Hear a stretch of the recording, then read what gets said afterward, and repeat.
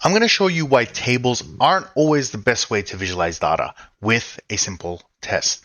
All right, so here we are in Tableau Desktop. Dataset is available if you want to follow along. Now, a lot of people I see that are coming from Excel or they've never had data visualization training before, don't understand any of the concepts, they're going to do something like this. So say I had subcategory up here, and I'm going to bring in some, let's say, segment. I'm going to bring in ship status, like so. And so basically, I essentially have a table. Okay, we have something like that. Now I'm going to bring a number in, like so. Now, if I was to ask you, what's the biggest number? What's the smallest number? Are there any concentrations, right? It's very hard to tell because the human brain isn't really adapted to look at tables of data. There were no, as I say, there are no tables of data in the African savannah, okay, or in the jungles, right? But if I did this, you can immediately see it. Right? This is the power of data visualization. You can take it even further. If I wanted to highlight the biggest numbers, right? And let's say the numbers are bad, I can do something like this. I can go red and black, reverse it, and make this gray a lot lighter. And now they really jump out at you. I can do the reverse, right? What if I wanted to focus on the small numbers? And let's say the small numbers are good, right? I could do it like this. Make this one green. Make this one a little bit grayer, okay? And we're going to reverse them. So the small numbers jump out. But what if there's just way too many small numbers because the distribution of numbers isn't great? Well, this is where you can start playing around with your center. Okay, let's say we drop this down to 20,000. And from here, you start adjusting your scale until only the most important data points jump out at you. And if they don't, well, maybe you just have to keep tweaking until they do start, or you simply reverse them, right? So it's up to you how you do it. Same goes for something like this. Subcategory, and I'm going to bring in, not category, we're going to bring in segment. I'm going to bring in quantity into the numbers. I see this all the time where they'll add totals and then they'll send this to their stakeholders going, okay, there it is. And the problem with this is you're making your stakeholders figure it out. They're doing your job. So what's a better way to represent this? First of all, if you bring in profit just into columns as bars, get rid of these grand totals, okay? Because they ruin the scale. Straight away, it's already much different because your eye can gravitate to the longer bars. The eye is very good at judging distance, right? Even without the label, you can kind of see, well, that's the largest there without really thinking about it.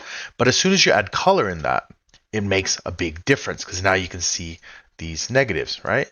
You can even just make it a little bit narrower. You can add the labels if you wish. You can even say, well, I don't want every single one. I just want the minimum and maximum values in each section. Or you can say, I'm not even interested in the maximum, just the minimum. It all depends on what you're trying to draw, or where you're trying to draw the human eye to look at. That is the key with data visualization, that you have to decide what part of your visualization is the most important. If everything is important, then nothing is, right? Same goes for line charts or area charts, because we can do something like this. Let's say I have profit and I want to see it over time, and I'm looking at it by month, right? I could give this and be like, yeah, that's all done. But maybe these 3 points are actually the most important. So maybe I can do something like this. Make this a circle. Okay, I'm going to add these into a set, like so. I'm going to color them with that set. Make these ones really jump out. Fade these into the back. We're going to make them a little bit bigger, like so.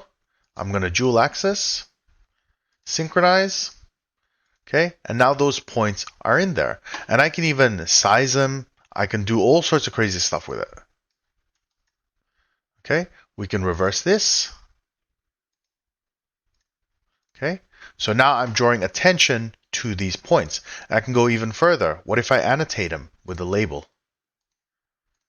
Okay, it's all about saying, well, what am I trying to tell my stakeholder?